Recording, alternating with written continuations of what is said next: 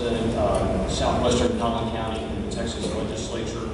And it's great to be here, and I want to thank all of our sponsors who took a huge effort putting this together. Just so you know, he was in my office in Austin, I believe in May, pimping me for this. And like, hey, you got to get it. You know, I'm glad that you're all here. Power comes from the people, and I truly believe that. Government exists to protect our God-given rights and derives its just powers from the consent of the governed. And you can find those words in the Declaration of Independence. And that's what I believe the Texas government is here to do, is to protect your rights, and I'm going to fight for them every step of the way. I'm a seventh generation Texan. I was born in Dallas. I served on active duty in the Marine Corps. I was a precinct chairman. I was active in Collin County political politics, and was successfully elected to the legislature in 2010. Over the last two sessions, I've been twice awarded the Taxpayer Champion Award by Texas for Fiscal Responsibility. Recently won the Courageous Conservative Award from the Texas Conservative Coalition. I'm now a candidate for the state senate, so Ken Paxton, our state senator, is running for Attorney General, and I'm running for him. I have a campaign flyer out there, and on the back of it, and this is, this being your question, your time, there's my cell phone number. So if you have questions after here, it's my cell phone number, my email address. And I just want to tell you, I handed this out about a year ago to some first graders. I hand out my cell phone number. I've handed it out to thousands of people. Some ask, and most of them. But I got a phone call from one of the mothers of the first graders. And she said, "Is this Van Taylor?" I said, "Yeah, this is Van Taylor." And she said, "Is this really Van Taylor?" I said, "Yeah, it's really Van Taylor." "Are you sure it's not his answering service?" And I said, "No, it's really me. Why do you ask?" And I just want to see if you really put this on your flyers. Yeah. I do put on my flyers because, again, I believe power comes to the people. I work for you, and I'm happy to take your questions here, and I'm happy to take your questions afterwards. So feel free to call me. I was running for Ken Paxton's Senate. And I'm proud. Right out of the gate, every legislator who represents even a small portion of the Senate District 8 came out and endorsed me with most of the people up here. And that is, as I've spoken to people around Austin, around the state, that's never happened before. That's unheard of. And to have the conservatives come together and say, look, there's one person who wanted to be in the state Senate, I'm truly honored and humbled by that, the trust that I've been given.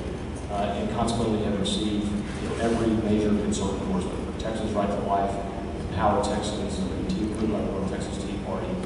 Very proud of all of that. At the end of the day, I'm going to go work for the people that sent me there. I'm going to give them my cell phone number. I'm going to keep having a 100% meeting policy. I'm going to fight for them for conservative principles, and not just to vote right, but to create solutions for problems that face Texas. And I will work very hard for the people, for every person in the district, whether they vote for me or not. I'm going to work hard to earn their respect, work hard and listen to them. And as far as endorsing anybody in my House seat, I think I'm going to wait and see who files. And at this point, believe it or not, no one has announced. I've announced that I'm running, but it's been 3 weeks, 3.5 weeks. No one has yet announced, so we'll see what transpires. I agree with what you said earlier. I'm concerned about the verbiage, and actually, I filed a bill, constitutional amendment, HJR 105, which would give the legislature oversight over rulemaking authority that bureaucracies have. It's something that I'm very concerned about because we've seen Obama do it, is he takes rulemaking authority and makes up a rule that's got nothing to do with what the Congress intended, and then he shuts down, he depermitted every electric generation facility and every refinery in the state of Texas. The EPA shut down the largest electric generation facility in the state of Texas, a $2 billion asset rendered worthless by EPA bureaucrats. And literally, the lights would have gone off in Texas in 2011 if it wasn't for us getting an injunction against the EPA to keep the lights on in our state. And so trying to rein in a runaway executive, I think the legislature needs more control over what these bureaucrats are doing. And I'm concerned about power going from the people to their elected representatives and then out to a bureaucracy where it's no longer accountable to people. We don't have control over that anymore. And I'm trying to fight to get that. And you can believe it, one of the moderate Republican committee chairmen said to me, "You know, Van, I just don't know if the legislature is smart enough to have that kind of power." We need to trust the bureaucrats to write the rules. We need to get out of there. I said, no way. We need to stand up for the people. That's what we were sent here to do, is to fight for the people of Texas. I'm going to fight for them.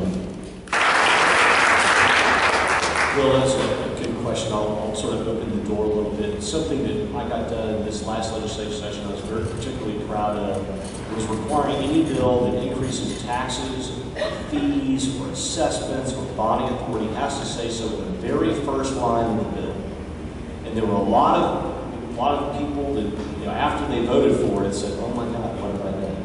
Because the bills that they had filed need to be refiled. A lot of people wouldn't even file it. They said, "Forget it. I'm not going to file this tax bill. I'm not going to file this bill. I can't hide it in page 16." But the people that were the most furious about it were the lobbyists.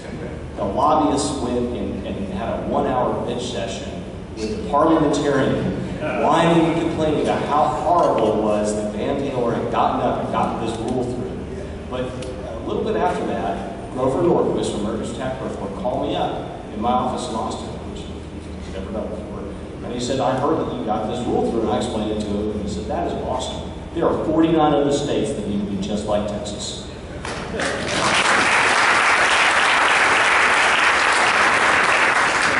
I was proud to get that reform through. There are other reforms I want to get through. The bill that Pat Fowler read earlier about taking pensions away from corrupt politicians. I filed that 2 sessions in a row. Now, Gio is a hero in my book because he beat the committee chairwoman who refused to hear that bill. Even when I said, "Look, just make it first-degree felonies." And she said, "No, I'm still not going to hear it." I'm like, "Capital murder?" She's like, "No." So this session, I got to hear it. But when I get to the Senate, I'm going to file it. And I know I'm going to get one of these guys to file it for me. We're trying to get that done. I have a bill to verify the citizenship of every voter in this state that has no.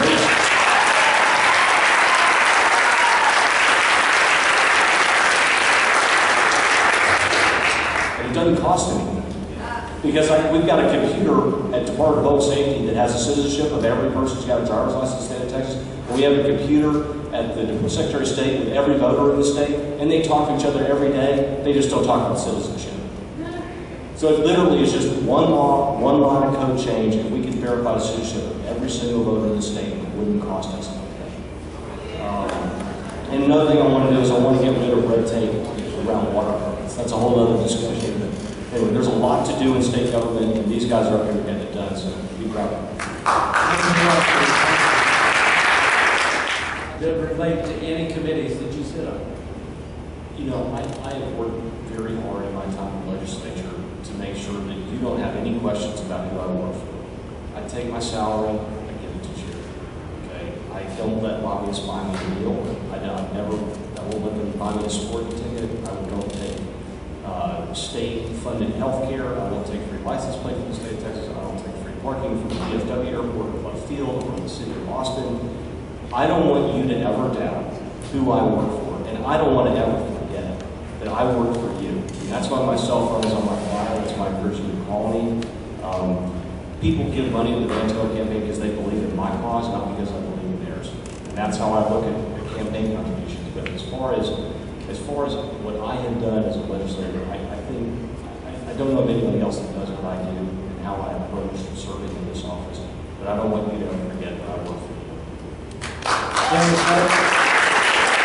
for asking that. The answer, as I've gone around Senate District 8, I've definitely had people come to me and talk to me about that. On one hand, with great hope, I would hope we'd be able to really take the federal government and put it back in the box that it started in. It's upsetting to me how much power the federal government has been able to take over.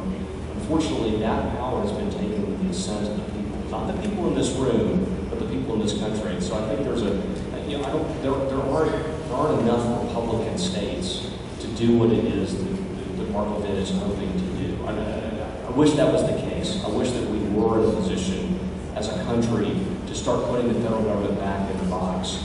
And all I can do and all you can do is wake up every morning, fight for the fight for the cause. Right now, for me, it's fighting to be your senator in Senate District 8. And I think you've got to follow that. As far as 34 states, there's 33 Republican legislative control states. We only need one. Well, there are a lot of things to focus on.